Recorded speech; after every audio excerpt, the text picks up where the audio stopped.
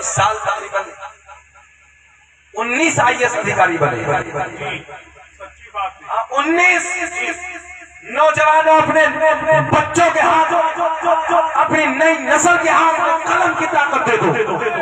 कौन सी ताकत? कलम की ताकत। दुनिया की सारी ताकत एक तरफ, कलम की ताकत बोल दो, कलम की ताकत एक तरफ। ये जरूरत अपने बच्चों को आलिम भी बनाओ।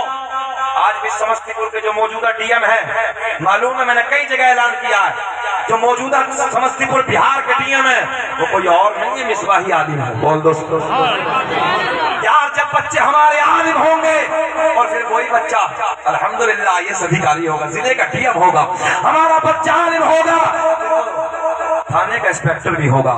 जब हमारा बच्चा आलिम होगा कोई दरोगा हो, हमारा बच्चा जो आलिम हो कोई IPS अधिकारी हो, हमारा बच्चा आलिम हो कोई हमारा बच्चा जज हो। ईमानदारी से बताओ, क्या इनकलाब पैदा नहीं होगा? इनकलाब पैदा नहीं होगा? सोच बड़ी रखो, अपने ख्वाब को बड़ा रखो। हमारे उस्ताद ने एक बात कही थी, ख्वाब देखो बड़े देखो। तालिब इल्म बैठे हैं, गुजारिश करूंगा, ख्वाब देखो, सब बोल के बताएं, ख्वाब देखो बड़े देखो। मगर अगला जुमला ये भी था, सोते हुए नहीं जागते हुए देखो। सोते हुए नहीं जागते हुए देखो। एक बात बताएं, अपनी बात बताएं। मतलब मेरा बड़ा बेटा अभी तकरीबन 11 साल का है, कॉलेज में CBSE बोर्ड से वो पढ़ रहा है और अल्हम्दुलिल्लाह एक बेहतरीन आलिम का इंतजाम किया उनको पढ़ाने के लिए, क्योंकि आलिम नहीं बनाना। तो प्रिंसिपल ने पूछा कि बेटा क्या बनोगे? अब से तकरीबन 3 साल पहली बात बता रहा हूँ, क्या बनोगे? तो प्रिंसिपल ने बुला के पूछा, बेटा क्या बनने का इरादा है? बोले सर जिंदगी रही तो इंशाल्लाह IAS अधिकारी बनूंगा। तीसरे दिन मुझे बुलाया, काने पे हाथ मारा मेरे सामने बच्चे के, बोले सोच बहुत बड़ी है। मैंने कहा अल्हम्दुलिल्लाह इसके बाप की भी सोच बहुत बड़ी है। आपकी बातें बताने लगा हूं, मेरा एक ख्वाब था कि इंशाअल्लाह जिंदगी रही, समझो बच्चों को, एक ख्वाब था कि जिंदगी रही तो पढ़ने के बाद फिर बड़े सफर करने हैं, फ्लाइटों से सफर भी करने हैं, 50,000 1 लाख के मजमे में बोलना है। ये उस वक्त की बात करने लगा हूं, उस वक्त की बात करने लगा हूं जब मैं राबिया जमात में छोटेपन की बात करने लगा, उसी वक्त ये ख्वाब देखा था।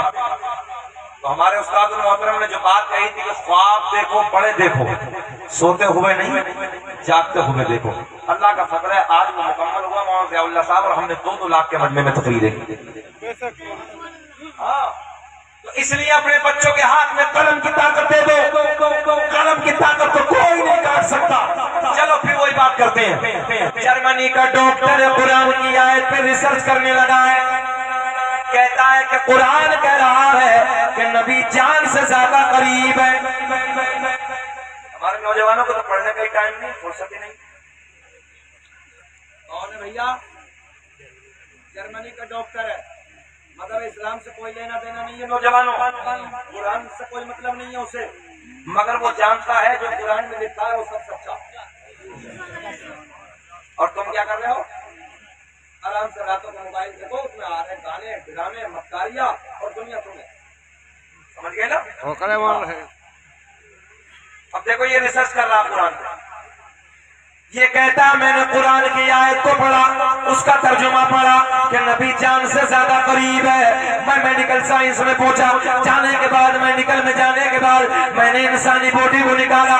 हाँ, रिसर्च किया जाता बॉडी को, तो कहता है मैंने एक इंसानी बॉडी को निकाला। नौजवानों जितने बच्चे कॉलेज में पढ़ते हैं, साइंस से पढ़ते हैं, मेरी बात पे गौर करो। तो कहता है मैं कॉलेज में पहुंचा, कॉलेज में जाने के बाद मैंने एक इंसानी बॉडी को निकाला और इंसानी बॉडी को निकालने के बाद एक तरफ कुरान की आयत है, कुरान का तर्जुमा है। मैं रिसर्च करने लगा, साल मुझे 12 लगे। कितने साल? 12 साल।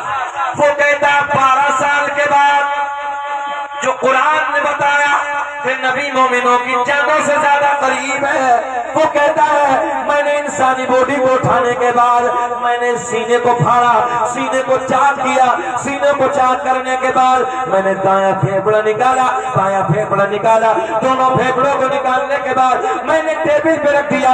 टेबल पे रखने के बाद आला खुर्दबीन के जरिए, आला मशीन के जरिए, दूरबीन के जरिए बड़ी बड़ी मशीनें लगाने के बाद मैंने टेस्ट किया, मैंने रिसर्च किया। और नौजवानों जुमले पे गौर करो, वो कहता 12 साल के बाद जो कुरान ने ऐलान फरमाया नबी मोमिनों की जानों से ज्यादा करीब है। मैंने फेफड़ों पे रिसर्च किया, मैंने देखा दाएं फेफड़े पे लिखा नजर आ रहा है ला इलाहा